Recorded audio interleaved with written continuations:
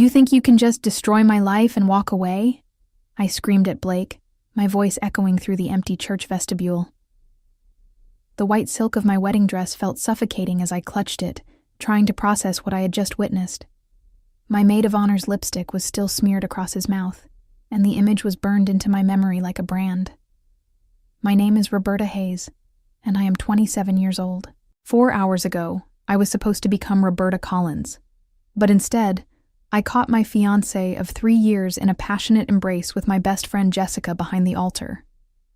The same woman who had helped me pick out this dress, who had thrown my bachelorette party, who had promised to stand by my side through everything. The betrayal cut deeper than any knife could. I had always been the type of person who believed in fairy tale endings. Growing up in Nashville, Tennessee, I worked as a marketing coordinator for Sundale Financial, dreaming of the perfect wedding, the perfect husband, the perfect life. Blake seemed to fit all those dreams when we met at a company mixer 2 years ago. He was charming, successful, and everything my mother had hoped I would find. But as I stood there in my ruined wedding dress, watching him stammer through pathetic excuses, I realized that sometimes the fairy tale is just an illusion. "Roberta, please, it didn't mean anything," Blake pleaded, reaching for my hand. "It was just nerves, just a moment of weakness." I yanked my hand away, feeling something dark and cold settle in my chest. A moment of weakness? I saw you, Blake. I saw both of you.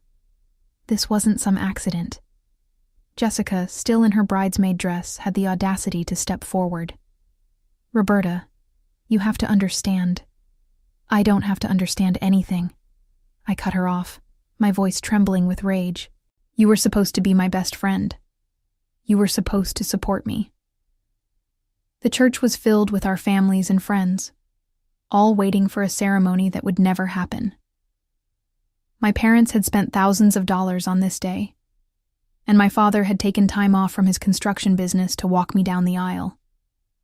Now, I had to face them all and explain that their daughter's perfect day had turned into a nightmare. As I gathered my skirts and prepared to leave, Blake grabbed my arm one last time. "Where are you going to go? What are you going to do?" I looked at him with all the contempt I could muster. "Anywhere but here." The ominous weight of his question settled over me as I realized I truly had no idea what came next. The drive to my cousin Penny's farm outside Clarksville took 2 hours, giving me plenty of time to replay every moment of my relationship with Blake and question every decision I had made. My car was still decorated with wedding ribbons and tin cans that clanked with each mile, a cruel reminder of the celebration that never was. I had called Penny from the church parking lot, barely able to speak through my tears. "Roberta, what's wrong, honey?" Penny's voice had been warm but cautious. "My wedding. It's over. Blake cheated on me with Jessica. I need somewhere to stay, just for a few days until I figure things out." There had been a long pause before Penny responded. "Well, I suppose you can come here, but you know I don't have much room in the main house. Gerald and I are in the middle of renovating, and the boys are home from college." Penny had always been the practical one in our family. 3 years older than me, she had married her high school sweetheart Gerald and moved to his family's farm right after graduation. They raised cattle and grew soybeans, living a simple life that I had often envied during my corporate struggles. She had 2 teenage sons, Dylan and Caleb, who were both home for the summer. When I pulled into their gravel driveway at nearly midnight, Penny was waiting on the porch with a cup of coffee and a concerned expression. She hugged me tightly, and for the first time since leaving the church, I felt truly safe. "The main house is chaos right now," she explained, leading me toward a small building across the yard. "But there's my old pottery studio out back. It's not much, but it has electricity and running water. You can stay there until you get back on your feet." The pottery studio was a converted garage that Penny had used briefly during her artistic phase 5 years earlier, before the demands of farm life and raising teenagers took over. Dust covered everything, and cobwebs hung in the corners like abandoned dreams. Clay-stained tools sat exactly where she had left them, and bags of dried clay were stacked against one wall.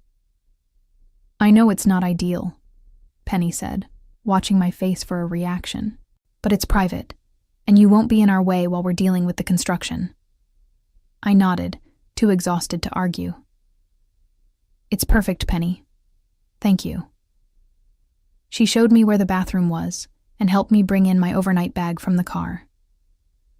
As she prepared to leave, she turned back with a serious expression. "Roberta, I'm sorry about what happened today, but maybe this is a blessing in disguise. Blake never seemed right for you anyway." After she left, I sat on the dusty couch and finally allowed myself to cry. The pottery wheel in the corner caught my eye, and I wondered what it would feel like to create something beautiful from nothing more than clay and water. The next morning brought the cruel reality of my situation into sharp focus. I woke up on the uncomfortable couch with my wedding dress still on, my makeup smeared, and my life in complete ruins. The morning sunlight streaming through the dirty windows illuminated the pottery studio in all its neglected glory, and I realized this was now my home. My phone had been buzzing all night with calls and texts from family members, friends, and even Blake. I scrolled through the messages with growing anger and embarrassment. My mother had sent 17 texts asking where I was and what had happened. My father had called 6 times. Even my boss from Sundale Financial had left a voicemail asking if I was okay, since I was supposed to be on my honeymoon. But it was Blake's messages that truly infuriated me. "Baby, please come home. We can work this out. It was just pre-wedding jitters. I love you, not her." Each word felt like salt in an open wound. I turned off my phone and walked outside to clear my head. The farm was peaceful in the early morning light, with cattle grazing in distant fields and the sound of roosters crowing. Penny was already up, hanging laundry on a line near the main house. She waved but gave me space, understanding that I needed time to process. When I returned to the studio, something drew me to the pottery wheel. I had never worked with clay before, but I remembered watching Penny years ago when she was passionate about it. There was something meditative about the idea of shaping something with your hands, of creating order from chaos. I found a bag of clay that wasn't completely dried out and managed to wedge it into a workable consistency. My first attempts were disasters. The clay collapsed, flew off the wheel, or refused to cooperate with my inexperienced hands. But there was something therapeutic about the process, something that quieted the screaming thoughts in my head. By afternoon, Penny checked on me and found me covered in clay, my wedding dress now completely ruined, but my mind finally calm for the first time in 24 hours. "You look better," she observed, leaning against the doorframe. "I feel better," I admitted. "There's something about this that makes sense, even when nothing else does." Penny smiled. "Clay doesn't lie to you. It doesn't cheat on you. It just responds to what you give it." That evening, as I cleaned up the studio and changed into normal clothes, I made a decision. I called my boss and asked for an extended leave of absence. I called my parents and assured them I was safe, but needed time alone. And I called my landlord and arranged to have my belongings moved to storage. For the first time since catching Blake with Jessica, I felt like I was taking control of my life instead of just reacting to what had happened to me. 3 weeks into my stay at the pottery studio, I had developed a routine that kept me sane. I woke with the sunrise, worked with clay until my hands were too tired to continue, then helped Penny with farm chores in the afternoon. The physical work and creative outlet were healing me in ways I hadn't expected. My pottery skills were improving rapidly. What started as therapeutic destruction had evolved into something more intentional. I found myself creating pieces that reflected my emotional journey. Bowls with jagged edges that somehow still held water. Vases with deliberate cracks that looked like tears. Sculptures that captured the feeling of betrayal in clay form. But my peaceful refuge was threatened when Blake showed up unannounced on a Thursday morning. I was at the pottery wheel, working on a piece that had been giving me trouble for days, when I heard his car in the driveway. My stomach dropped as I recognized the sound of his BMW engine. Through the window, I watched him get out of his car wearing his expensive suit and looking completely out of place on the farm. "Roberta, I know you're in there," he called, knocking on the studio door. "We need to talk." I considered ignoring him, but I knew he wouldn't leave until I faced him. I wiped my clay-covered hands on a towel and opened the door, blocking his entrance with my body. "What do you want, Blake?" He looked terrible, thinner than I remembered, with dark circles under his eyes and stubble on his usually clean-shaven face. "I want my fiancé back. I want to fix this." "I'm not your fiancé anymore," I said flatly. "And there's nothing to fix. You destroyed it." "Come on, Roberta. You can't seriously want to live like this." He gestured at my clay-stained clothes and the rustic surroundings. "You're living in a shed, playing with mud. This isn't you." His words stung because they echoed my own fears. Was I just hiding from reality? Was this pottery obsession just a way to avoid dealing with my real life? "Maybe this is more me than I ever knew," I replied. But my voice lacked conviction. Blake sensed my uncertainty and pressed his advantage. "Jessica and I are over. It was a mistake, a moment of weakness before the biggest commitment of my life. You know me, Roberta. You know I love you." For a moment, I wavered. 3 years of shared history, plans we had made, the life we had built together. It all seemed to pull at me. Maybe I could forgive him. Maybe we could start over. But then I looked at the pottery wheel behind me, at the piece I had been working on, a bowl that represented finding beauty in brokenness. The clay had taught me that some things, once shattered, become stronger when rebuilt differently. "No," I said firmly. "We're done, Blake. What you did with Jessica wasn't a moment of weakness. It was a choice. And now I'm making mine." His face flushed with anger. "Fine. But don't come crawling back when you realize you've thrown away the best thing that ever happened to you. You think this pottery nonsense is going to support you? You think anyone cares about your little hobby?" After he left, his words haunted me. Maybe he was right. Maybe I was deluding myself about my pottery having any value beyond personal therapy. I had been creating pieces for weeks, but I had no idea if they were actually good or just emotionally significant to me. That night, I sat in the studio surrounded by my creations and wondered if I was making the biggest mistake of my life. The doubt Blake had planted in my mind festered for days. I found myself questioning every piece I made, wondering if I was truly talented or just processing grief in an expensive way. The clay that had once felt like salvation now felt like self-indulgence. Everything changed when Penny's neighbor, Eleanor Blackwood, stopped by the farm to borrow some tools. Eleanor was a retired art teacher from Austin Peay State University who had moved to the countryside to paint landscapes. She was in her 60s, with silver hair and sharp, intelligent eyes that seemed to see everything. "Is that Penny's old pottery studio?" she asked, nodding toward my refuge. "Yes, I'm staying there temporarily," I explained, walking her over to see what Gerald needed from his workshop. Eleanor paused at the studio window, peering inside at my work displayed on makeshift shelves. Her expression grew serious as she studied my pieces. "Whose work is this?" she asked quietly. "Mine," I admitted, feeling embarrassed. "I just started a few weeks ago. I know they're not very good." Eleanor turned to look at me with surprise. "Not very good? Child, may I come inside and look more closely?" I reluctantly let her into the studio, watching nervously as she examined my pieces with the critical eye of someone who understood art. She picked up a bowl I had made the day after Blake's visit, one where I had deliberately incorporated the cracks and imperfections into the design. "This is extraordinary," she said softly. "The emotional honesty in this piece. It's raw and powerful. You're working through something deeply personal, aren't you?" I found myself telling Eleanor the whole story. The wedding day betrayal, my escape to the farm, my discovery of pottery as a way to process my pain. She listened without judgment, occasionally asking questions about my creative process. "Have you shown these to anyone else?" she asked. "No, just Penny and her family. I don't even know if they're actually any good, or if I'm just finding meaning in them because they're mine."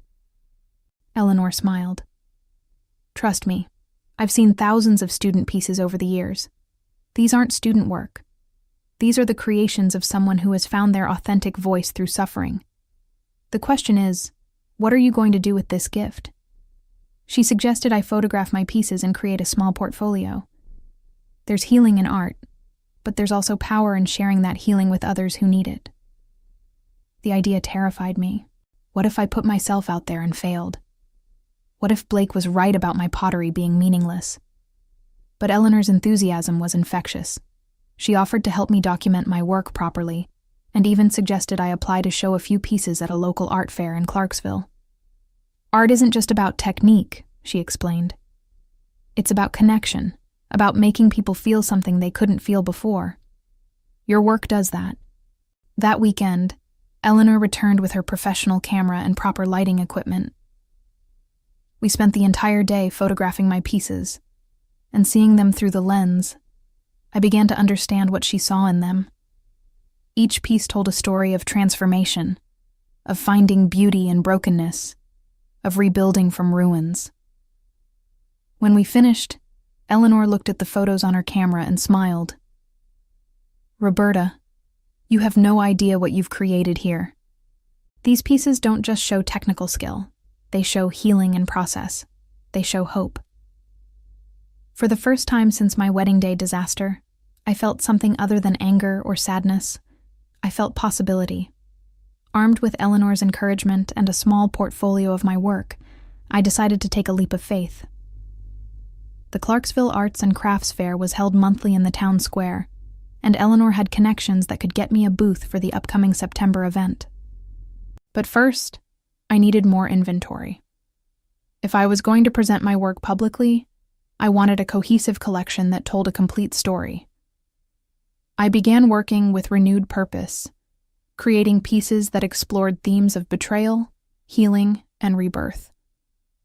I developed what I came to think of as my Broken Beautiful series, pottery that intentionally incorporated flaws and imperfections as part of the design. Bowls with metallic veins running through deliberate cracks, reminiscent of the Japanese art of kintsugi. Vases with asymmetrical shapes that somehow achieved perfect balance. Sculptures that looked shattered, but held together through the sheer force of artistic will. Word of my work began to spread through Eleanor's network before I even made my public debut. She had shared photos with former colleagues and art world contacts, and the response was immediate and overwhelming. "I have a friend who runs a gallery in Nashville," Eleanor told me one afternoon as I worked on a particularly challenging piece.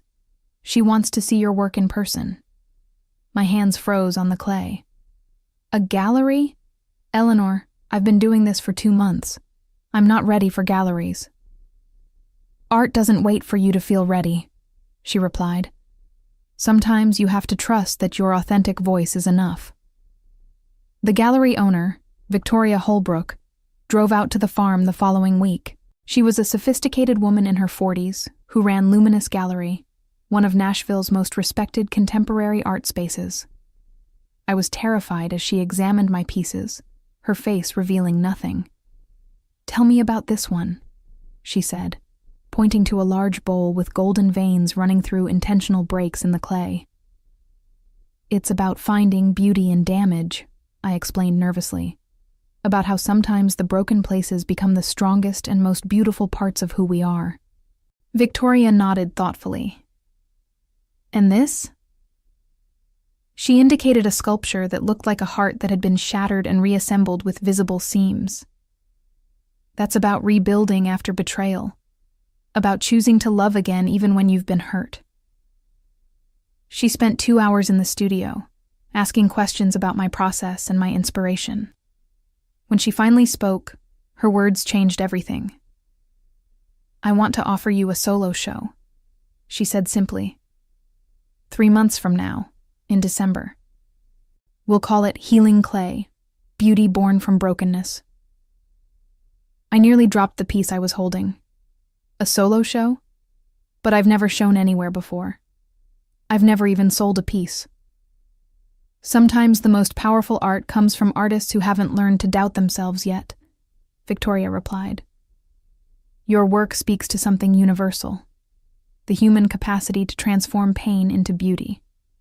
That's not something you can teach.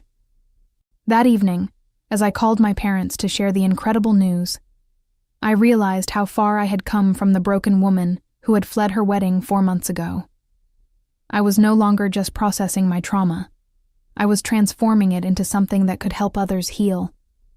But even as excitement coursed through me, I couldn't shake the feeling that my biggest challenges still lay ahead.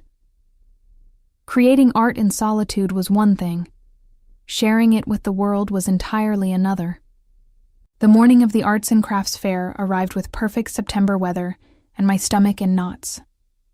I had spent weeks preparing my booth display, carefully arranging pieces to tell the visual story of my journey from heartbreak to healing. Eleanor had helped me create professional signage and price tags, transforming my therapeutic hobby into a legitimate artistic enterprise. As vendors set up around me in the Clarksville town square, I wondered if I was making a terrible mistake. My pieces looked so personal, so raw, sitting there for strangers to judge and potentially reject. But when the fair opened at 9 a.m., something magical happened. People didn't just walk past my booth, they stopped, drawn by something they couldn't quite name. A middle-aged woman picked up one of my broken, beautiful bowls, and tears came to her eyes. "This speaks to me," she said quietly. "I've been going through a difficult divorce, and this looks like how I feel inside." She became my first customer, purchasing not just the bowl but also a small sculpture about rebuilding after loss. Word spread quickly through the fair, and soon I had a crowd gathered around my booth. People shared their own stories of heartbreak, betrayal, and healing as they examined my pieces. A therapist named Dr. Patricia Williams stopped by and spent an hour discussing my work. "I've never seen pottery that captures the therapeutic process so beautifully," she said. "Would you be open to creating pieces specifically for my practice? I have clients who struggle to express their healing journey, and your work could help them." By noon, I had sold half my inventory and taken orders for custom pieces. More importantly, I had connected with people who understood the emotional journey my art represented. Each sale felt like validation that my pain had been transformed into something meaningful. The success at the arts fair opened doors I never could have imagined. Dr. Williams introduced me to other therapists in the area, and suddenly I had a waiting list of clients seeking custom healing pottery designed specifically for their therapeutic journeys. I began creating pieces for people recovering from addiction, processing grief, surviving abuse, and rebuilding after life-altering trauma. Each commission required me to listen deeply to their stories and translate their emotional needs into clay. My breakthrough moment came when a local news station heard about the Heartbreak artist creating therapeutic pottery on a farm outside Clarksville. The reporter, Jennifer Knox, arrived expecting a simple human interest story, but left with something much more profound. "I've never met an artist who talks about their work the way you do," she said after filming for an hour.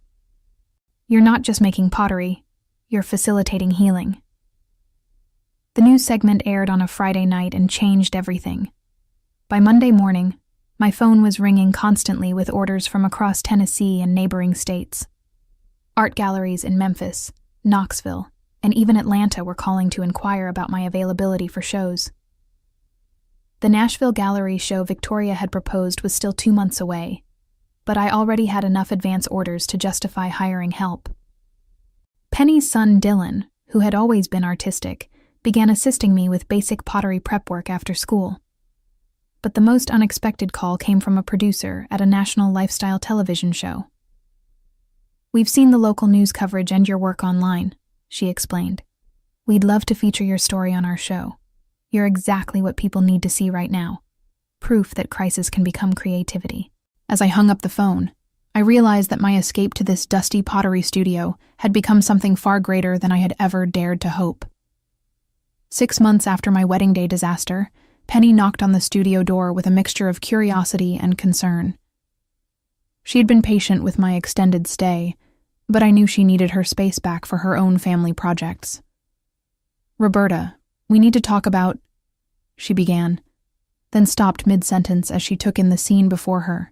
A line of customers stretched from the studio door across the farmyard and nearly to the main road.